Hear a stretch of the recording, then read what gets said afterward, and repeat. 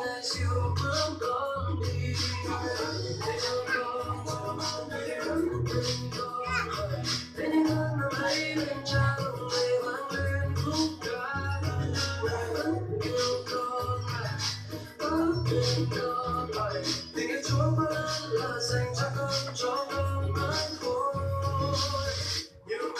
Chúa yêu thương con rất nhiều, Ngài đã đem ban cho con niềm tin, để cho con hôm nay thật tràn niềm vui cho con để vơi. Chúa yêu thương con rất nhiều, Ngài đã đem ban cho con ngày mai bên con để dạy sao con Chúa nhé. You are love, you are love, you are love, you are love.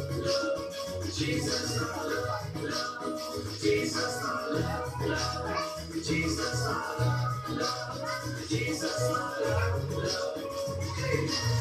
Chỉ có Chúa là đấng đã yêu con, chứ không sống sót từ nơi đâu. You are my idol, my life is your love. Con sẽ không bao lo chi, bao nhiêu đau buồn qua cùng đi, vẫn bước trong một con đi. Forever you love me. Oh, say hey. Một lần nữa tôi trong con ngập tràn lời cảm ơn Cha, những ơn thiên Chúa đã ban cho đầy tràn trên đời sống con.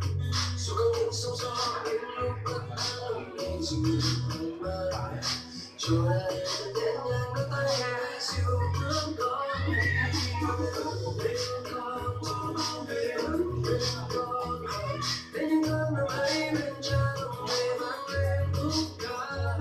Lời vẫn yêu con bên con tình yêu Chúa vẫn là dành cho con mãi thôi. Chúa yêu thương con rất nhiều, Ngài đã đem ban cho con niềm tin, để cho con hôm nay tràn niềm vui cho bạn để vơi. Chúa yêu thương con rất nhiều, Ngài đã đem ban cho con ngày mai bên con để dạy sao con Chúa nhé. You are love, you are love, Jesus, I love, Jesus, I love, Jesus, I love, Jesus, I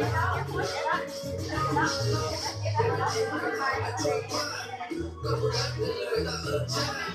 You saved my life and gave me right to live. Mọi tình yêu về bao la, sự việc con muốn theo Cha trong một tay ngày vui ca. All I wanna say là I love you.